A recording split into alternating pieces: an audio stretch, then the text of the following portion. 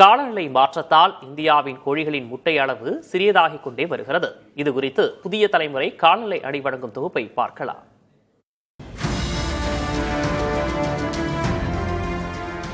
இந்தியாவில் காலநிலை மாற்றம் மற்றும் அதிகரித்து வரும் வெப்ப அலைகளின் தாக்கம் தற்போது நமது அன்றாட உணவான முட்டை மற்றும் கோழிப்பண்ணை தொழிலை நேரடியாக பாதிக்க தொடங்கியுள்ளது. பொதுவாக முட்டையிடும் கோழிகள் 19 முதல் 22 டிகிரி செல்சியஸ் வெப்பநிலையில்தான் ஆரோக்கியமாக வளர முடியும்.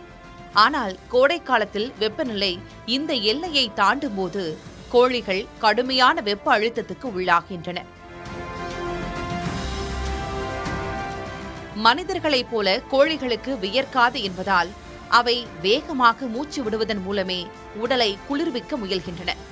இவ்வாறு கோழிகள் வேகமாக மூச்சுவிடும்போது அவற்றின் உடலிலிருந்து அதிகப்படியான கார்பன் டை ஆக்சைடு வெளியேறுகிறது. இதனால் கோழிகளின் இரத்த வேதியியல் சமநிலை மாறி முட்டை ஓடு உருவாவதற்கு தேவையான கால்சியம் படிவது தடுக்கப்படுகிறது.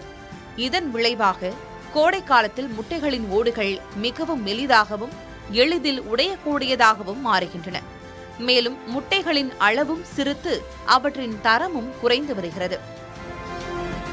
ஒடிஷா, உத்தரப்பிரதேசம் மற்றும் பஞ்சாப் போன்ற மாநிலங்களில் நடத்தப்பட்ட ஆய்வுகளில் இந்த வெப்ப அழுத்தம் காரணமாக முட்டைகளின் வடிவம் மாறுவதோடு கோழிகள் முட்டையிடும் பருவமும் தள்ளிப்போவது உறுதி செய்யப்பட்டுள்ளது.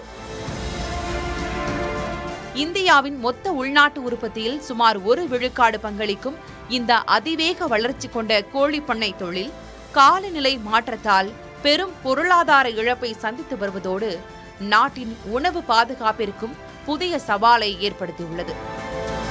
புதிய தலைமுறை காலநிலை அணிக்காக செய்தியாளர் ஆசை.